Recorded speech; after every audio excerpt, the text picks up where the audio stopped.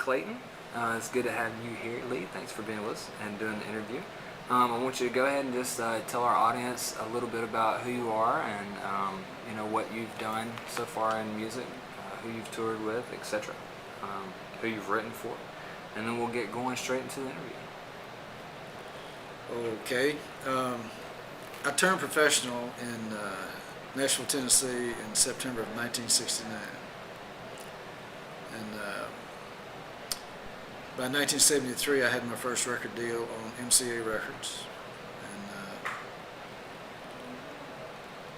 And I released that album in September of 1973.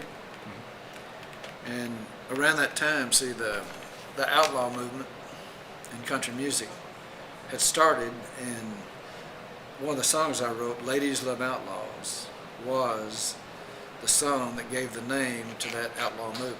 Right. So for that, from like 1970 to 1975, I call that on the fast track. Mm-hmm. That's when I, ran with Waylon and Willie, and it was the kind of a period where everywhere you go, people open doors for you.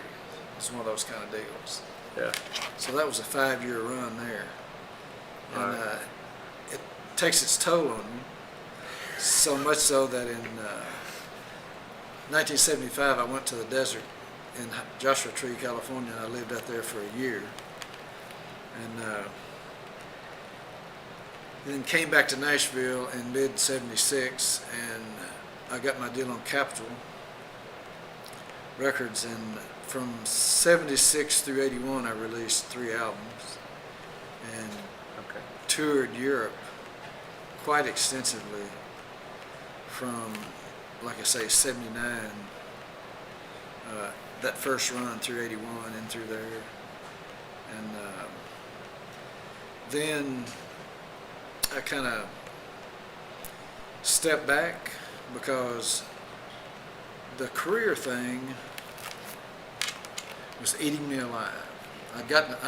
By 81, I had been in it since 1970, one of those day and night kind of deals, mm-hmm. Working. Like I stayed in the writing part of my head night and day for like 15 years, And that's for me, it was kind of like being on alert all the time, Yeah. Hunting, an intense hunting situation where you're at it night and day. So by 83, I'd kind of gotten tired, and I moved back to East Tennessee and lived up there 3 years. And late in 85, I was at my house, and there was snow and ice on the ground, and I'd been drinking some moonshine with those cherries in it. And I said to myself, I miss Porter and I miss Dolly. So I got in my car and drove a couple of miles in the ice and snow down to the little local store and bought me every magazine I could find with country music, and all the music and everything like that. So moved back down here by the 1st of 86, and then spent the next 3 months down in Austin, Texas. Okay. I was down there checking out the Texas music scene. Now bear in mind, all this time still, like the writing, the songwriting was a constant thing, a daily thing. It's always kind of being alert, that kind of deal.